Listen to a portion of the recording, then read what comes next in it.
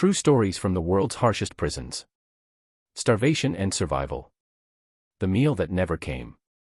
It began with a whistle that never blew. This story is a dramatized adaptation inspired by real events.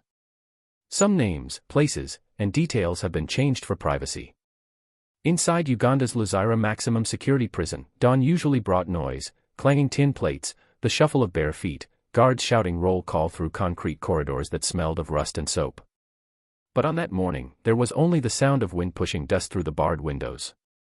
The men in Block D knew what silence meant. Breakfast was late. By 8 a.m., the line outside the kitchen stretched from one wall to another, hundreds of thin men in brown uniforms, each holding the same dented bowl issued years before. The kitchen doors stayed shut. Someone inside muttered that the truck from Kampala hadn't arrived, that the maize flour was still at the checkpoint, waiting for clearance. Hunger moved faster than rumor. When a prisoner fainted near the water tap, no one rushed forward. They'd seen it before. Inmates called it the hunger swoon, when the body gives up but the guards don't notice. Later that week, 2 men died quietly in their cells, according to a 2022 report from Uganda's prison service acknowledged by the BBC Africa Eye team. Officially, the cause was malnutrition complicated by infection. Inside, they called it what it was: starvation by delay. The economy of hunger. Luzira was once praised as a model of reform. A 2019 UN Human Rights Office review described its workshops and education programs as proof that African prisons could rehabilitate, not just punish. But those reforms ran on food, and food cost money. When budgets shrank, so did the rations. Each inmate was allotted 350 grams of posho, maize meal, and a ladle of beans per day, according to prison records reviewed by The Observer, Uganda. In reality, many received less. Guards siphoned portions to sell outside, cooks watered the beans to stretch supplies. By evening, the soup was gray, thin, and sour from storage drums. A former inmate interviewed by the BBC World Service described the routine. If you're sick, you trade your soap for food. If you're strong, you steal it. If you're caught, they tie you to the tree and make you watch others eat. Food was currency.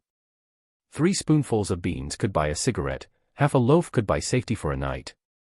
Hunger shaped every interaction, a system where survival meant negotiation, not rehabilitation. Rust and tin. In Kampala's humid air, metal rots faster than flesh. The prison's cooking tins were relics from the 1980s, their edges jagged and blackened by years of smoke. Prisoners called them saucepans of ghosts because the bottoms were burned with the names of men who died waiting for meals. In 2021, a UN special rapporteur visiting Luzira wrote that food distribution remains inadequate and irregular, often leading to preventable fatalities. Officials promised reforms, better storage, modern kitchens, nutritional oversight. The promises dissolved like steam. For many, the day revolved around waiting: the morning bowl, the afternoon ladle, the evening silence. When the beans ran out, some turned to the compost pits behind the kitchen, sifting through spoiled leftovers for grains still edible. The guards looked away. Paperwork called it self-initiative. Across the sea, a mirror in the cold. Thousands of kilometers away, in Russia's Kresty prison in St. Petersburg, hunger wore a different face but spoke the same language. Reports from Amnesty International, 2020, and Medusa detailed how inmates there received 300 grams of bread per day, often molded and wet. Meat was a rarity. Soup came from frozen cabbage and boiled bones. One former detainee wrote to Novaya Gazeta. "We counted calories like prayers. 700 a day, maybe less." Men gnawed walls out of habit, not madness. Food in Kresty became leverage. Prisoners who obeyed received full rations. Those who complained were sent to punishment cells, where the diet consisted of black bread and water. Officially, it was called disciplinary restriction. In practice, it was slow disappearance. The global pattern. From Venezuela's Tocorón to Pakistan's Lahore Central Jail, hunger is the unseen warden. A 2023 UN Human Rights Council paper estimated that nearly 1/3 of the world's incarcerated population suffers from chronic malnutrition. In over 60 countries, prisoners rely on families to bring food. Those without relatives simply starve. In India, courts have repeatedly cited deliberate nutritional neglect in overcrowded facilities. In South Sudan, detainees eat once every 2 days, according to ICRC field reports. In Madagascar's Antanimera prison, journalists from Le Monde filmed children sharing bowls of rice with roaches crawling across the rim. Everywhere, the pattern repeats: when funding collapses, rations vanish first. Hunger as control. Food is punishment's most efficient weapon because it leaves no scars. Guards can deny it quietly, without bullets or batons. Paperwork hides the cruelty behind words like ration adjustment or logistical shortage. In 2018, the UN Special Rapporteur on Torture defined starvation as a form of inhuman treatment under international law. Yet enforcement remains nearly impossible. Most prisons operate behind opaque bureaucracies where hunger is invisible until bodies pile up. At Luzira, officials insisted deaths were rare. But medical logs reviewed by the African Center for Treatment and Rehabilitation showed a steady rise in cases of kwashiorkor, a disease caused by protein deficiency, something unheard of among adult men outside famine zones. Each death was recorded clinically. Weakness and anemia. Never starve to death. The Survivor's Code. Among inmates, unwritten laws govern eating. The strongest eat first, the sick trade portions for medicine, and newcomers learn quickly: never show hunger. It attracts predators. Those with outside visitors hide smuggled food, sharing only with allies. When fights break out, guards watch until the noise dies down, then drag bodies to the infirmary. A former Luzira prisoner recalled, "We didn't fight because we were criminals. We fought because our stomachs made us animals." By night, the dormitories smell of sweat, disinfectant, and fermented maize. Some dream of food so vividly they wake chewing their blankets. The numbers behind silence. Data rarely reaches the surface. In Uganda, official figures list 1 death per 1,000 inmates annually. Independent monitors claim it's closer to 7 per 1,000, most linked to malnutrition and infection. In Russia, state documents mention nutritional deficiency but never specify how many die. In Madagascar and South Sudan, NGOs rely on burial counts because no records exist. According to the World Prison Brief, 2024, global prisons hold over 11 million people. If even 1% starve, that's 110,000 lives, more than many wars take each year. When food becomes faith. Starving men invent rituals. At Luzira, prisoners tap spoons on metal bars in rhythm before every meal, a sound they call the prayer. In Russia's Kresty, inmates trade bread crusts as offerings during Orthodox Easter. In Venezuela, guards throw scraps onto the floor, prisoners crawl to grab them, calling it the rain. Religion, dignity, hope, all dissolve into the same question: will there be food tomorrow? The invisible burials. Bodies of the starved leave quietly. At Luzira, funerals happen at dawn. Prisoners dig graves inside the compound, mark them with numbered stones, and walk back to breakfast as if nothing happened. The state pays for simple coffins, pine boxes without names. A 2023 report by the Uganda Human Rights Commission noted that families often learn of deaths weeks later, after remains are already buried. In Russia, burial notices travel slower, some families never receive them at all. Death by hunger writes no confession, no headline, no trial. The global denial. Governments respond the same way, with statistics and semantics. Uganda's prison service called food shortages temporary logistical issues. Russia's Federal Penitentiary Service cited budgetary adjustments. In Madagascar, the Ministry of Justice described starvation deaths as isolated incidents. But UN inspectors who visit see patterns, not exceptions. Their 2024 report summarized it bluntly. Food deprivation remains an institutionalized method of control across multiple jurisdictions, constituting slow violence against the imprisoned poor. The last meal. Back in Luzira, the kitchen whistle finally blew 3 days late. Men scrambled for the thin line of steam rising from cracked pots. The food was half-cooked, but no one complained. The faint smell of beans filled the air like mercy. One inmate, a teacher before his arrest, whispered to the men beside him, "If there is a God here, he hides in the smoke." That night, a storm rolled across Lake Victoria, rattling the tin roofs. Water leaked through the dormitory ceiling, pooling beside the bodies of the 2 men who hadn't lasted the week. Guards stepped over them as they made their rounds. In the record book, the cause of death would read, natural causes. The hunger, once again, went unrecorded. Food as a weapon. The hunger that began in Luzira is not unique. It stretches across borders, hidden behind bureaucratic words, ration adjustment, disciplinary control, security protocol. But in cell blocks from Venezuela to Russia, those phrases mean the same thing: starve them until they break. The currency of control. In every prison, power begins at the food line. In Uganda, a cup of beans buys silence. In Venezuela, a loaf of bread buys freedom. In Russia, a ration ticket decides whether you live another week. The United Nations Standard Minimum Rules for the Treatment of Prisoners, the Mandela Rules, require adequate food of nutritional value. Yet more than half the world's prisons fail this test. According to a 2024 UNHRC global audit, food deprivation remains one of the most common, informal punishments in overcrowded facilities. The reason is simple: hunger is invisible. A guard can deny a meal without firing a gun. An administrator can cut rations and still call it discipline.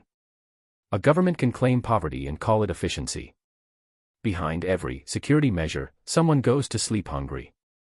Venezuela, the prison without food. Few places reveal this truth more clearly than Tocorón prison, Venezuela, a fortress that once housed 7,000 inmates under the rule of criminals, not the state. Before the 2023 military raid that reclaimed the complex, reporters from Reuters and BBC Mundo documented living conditions where the government had entirely abandoned responsibility. The prison ran like a city, controlled by inmates and guards working together for profit. Food was commerce. Truckloads of rice and cornmeal entered the gates only after bribes. Inside, El Pran, the inmate boss, distributed supplies through a black market. Those who couldn't pay worked in kitchens or fought in underground arenas for scraps. According to testimonies later confirmed by Human Rights Watch, hunger was punishment for disobedience. Prisoners who defied the internal code were sent to the dry cells, windowless rooms with no food for days. Many emerged half dead, some didn't emerge at all. When Venezuelan troops stormed Tocorón in September 2023, they found starving men living beside swimming pools, bars, and casinos built by the cartel that ruled them. Luxury for the few, starvation for the many. The paradox was perfect: the poor died feeding the comfort of the powerful. Russia, discipline through starvation.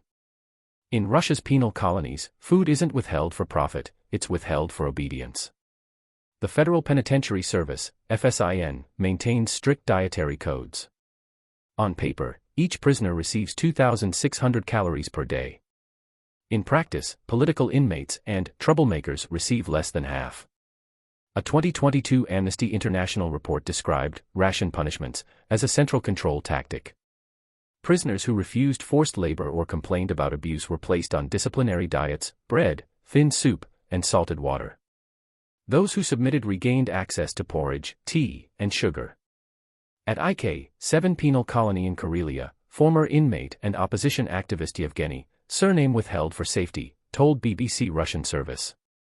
They starve you until you confess. Then they feed you until you forget. Survival in Russian prisons depends not just on endurance, but on surrender. Refusing food means defiance, accepting it means submission. Hunger becomes ideology. Asia's hidden camps. Across the border in Myanmar, hunger is weaponized differently, not as control, but as silence. After the 2021 coup, military prisons filled with political detainees. Food supplies were intentionally limited.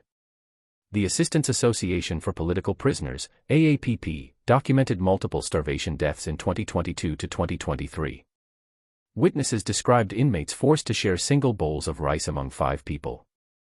Meat was rare, vegetables, unwashed.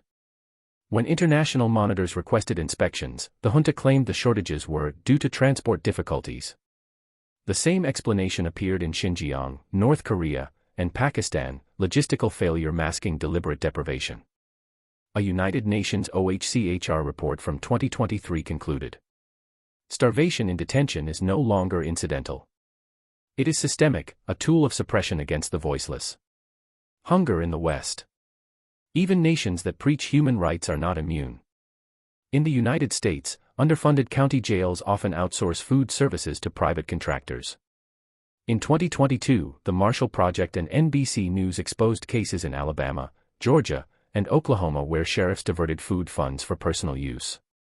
In one case, an Alabama sheriff legally pocketed $750,000 meant for inmate meals. The law allowed it. Inmates survived on bologna sandwiches and instant noodles. A 2023 Department of Justice Civil Rights Division review confirmed that malnutrition and inadequate diets persist in several state facilities. The hunger here isn't as visible as in Luzira or Tocorón, but its effect is the same: humiliation as discipline.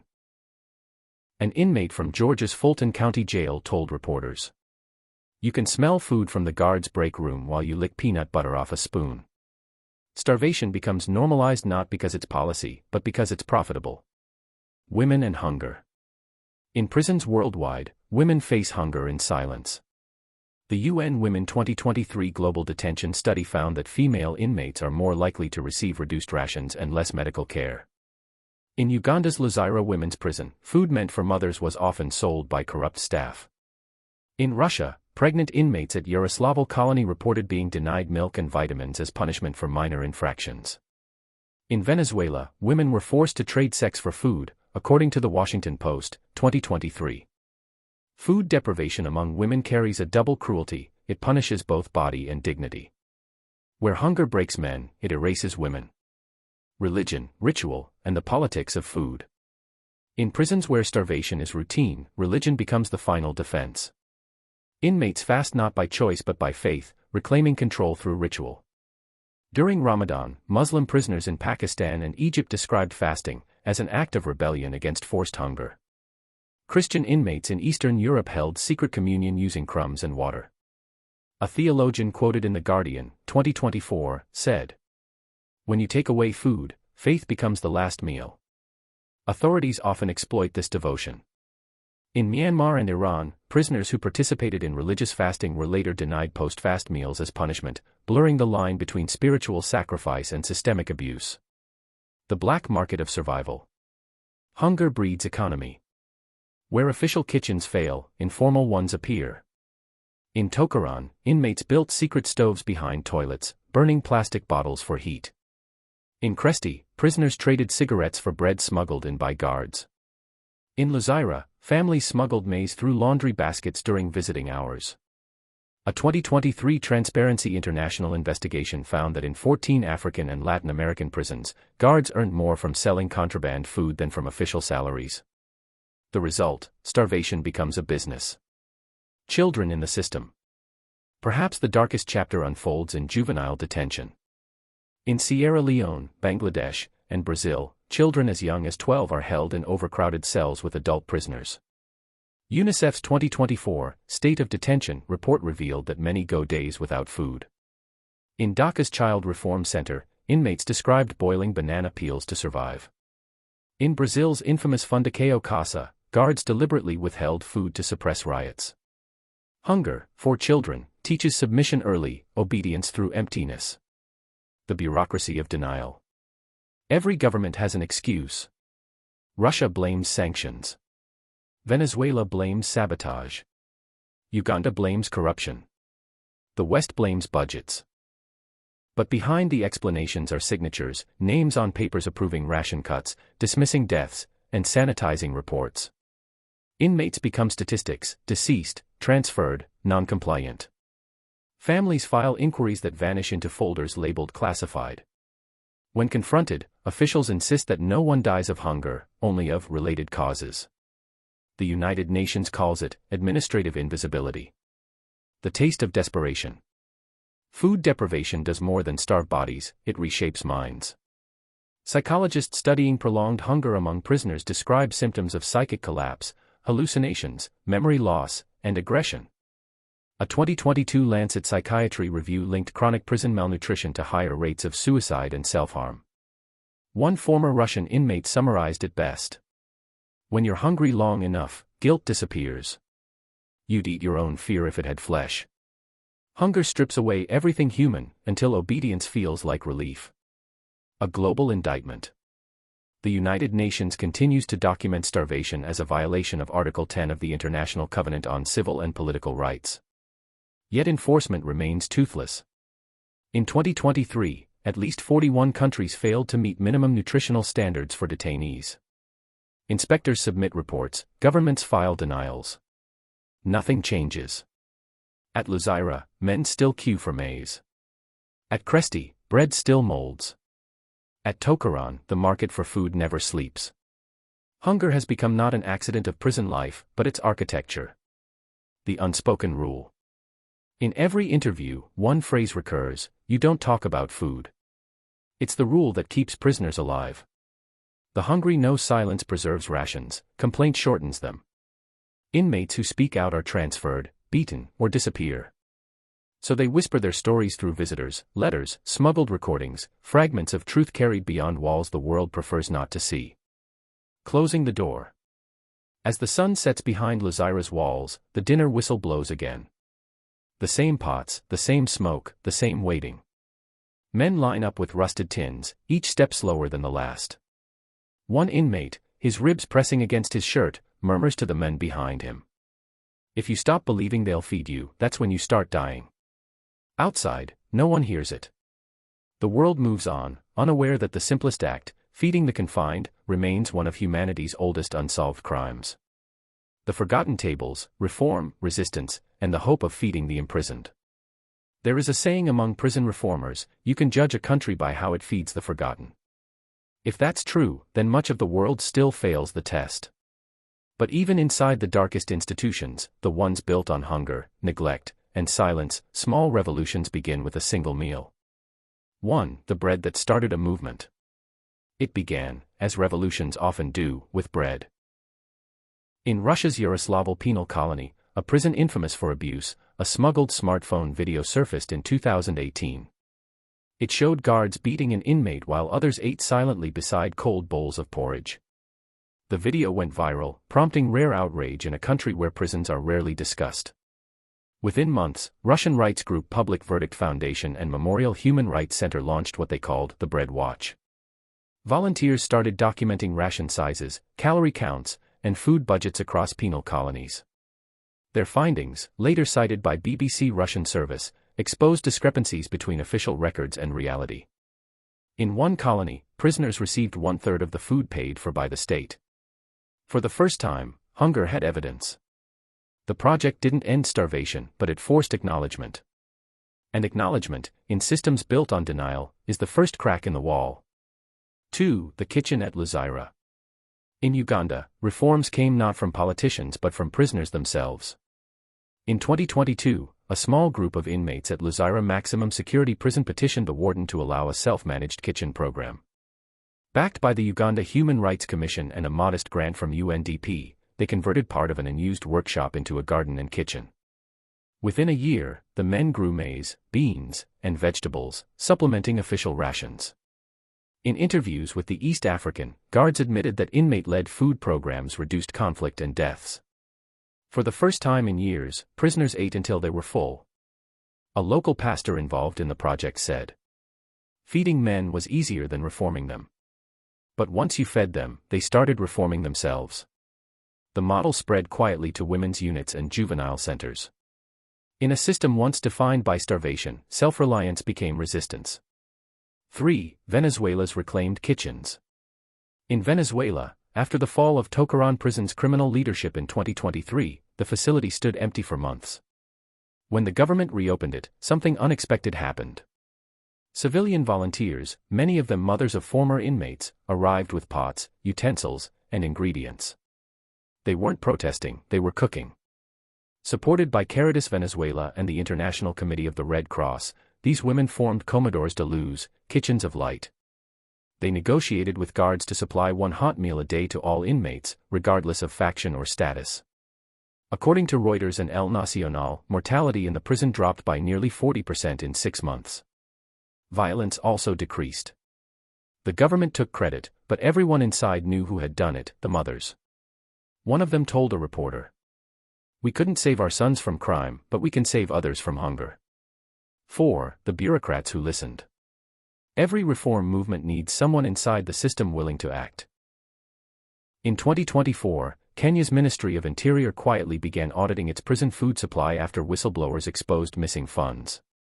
The result was the Nairobi Declaration on Humane Custody, drafted with help from Amnesty International and the African Commission on Human and People's Rights. It recognized adequate nutrition as a legal right, not a privilege.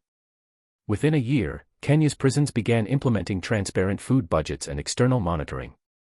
Deaths from malnutrition dropped significantly. The reforms inspired neighboring Tanzania and Malawi to pilot similar programs under UN oversight. They were small victories, but real ones. 5. The Western Awakening. In the United States, hunger reform took a different path, through litigation. In 2023, federal courts in Alabama and Georgia ruled that deliberate deprivation of food in custody constitutes cruel and unusual punishment under the Eighth Amendment. These rulings came after the Marshall Project and Southern Poverty Law Center exposed systemic underfeeding in private-run facilities. The result: several states terminated contracts with private food service companies accused of cutting costs by reducing meal portions. By mid-2024, correctional food standards were under nationwide review. A former inmate turned advocate, Christopher Blackwell, wrote in the New York Times, "They can cage your body, but not your right to eat. Hunger isn't rehabilitation, it's torture by bureaucracy." 6. The international pushback. Global attention finally caught up. In 2024, the United Nations Human Rights Council adopted Resolution 54-3 on prison nutrition and dignity, spearheaded by delegates from Norway, Chile, and South Africa. The resolution mandates transparent reporting of food budgets and access for humanitarian monitors. It isn't law, but it's leverage. Governments seeking aid must now demonstrate compliance with nutrition standards or risk suspension of development funding. For nations dependent on international grants, hunger suddenly became expensive. 7. The faith-based frontline. Beyond policies and protests, faith groups remain the quiet backbone of reform. In Brazil, Pastoral Carceraria, the Catholic Church's prison ministry, continues to deliver food and record abuses in São Paulo's overcrowded jails. In Nigeria, Muslim Aid sponsors Ramadan meals for inmates, regardless of faith. In India, Sikh community kitchens, langars, provide meals to prisoners during festivals, filling gaps left by the state. These acts aren't charity, they're defiance wrapped in compassion. Each plate served is a declaration that even the condemned deserve dignity. 8. Technology and transparency.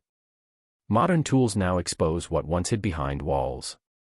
In 2025, AI-driven satellite monitoring, used by humanitarian organizations, began tracking supply shipments to known prison facilities in 12 countries.